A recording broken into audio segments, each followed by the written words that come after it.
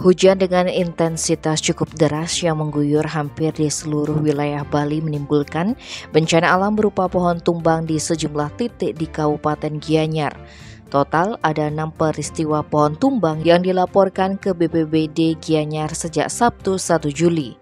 Adapun di antaranya pohon waru sekitar pukul 9 WITA tumbang menutupi setengah badan jalan dan menimpa kabel PLN di Banjar Kucupin, Desa Ketewel, Kecamatan Sukawati, Gianyar. Kemudian sekitar pukul 12.30 WITA, sebuah pohon jenis santen tumbang dan menutupi badan jalan serta menimpa kabel Telkom di Banjar Payogan, Desa Kedewatan, Kecamatan Ubud, Gianyar. Selanjutnya pohon asem di Jawapura dalam Bukit Batu Samplangan, Kecamatan Gianyar yang menimpa Candi Bentar Pura tersebut. Lalu sekitar pukul 14.13 WITA sebuah pohon tumbang menimpa bangunan piasan di Merajan Puri Rasa Villa milik anak Agung Bagus Sedana di Banjar Abian Seke, Desa Mas, Kecamatan Ubud, Gianyar.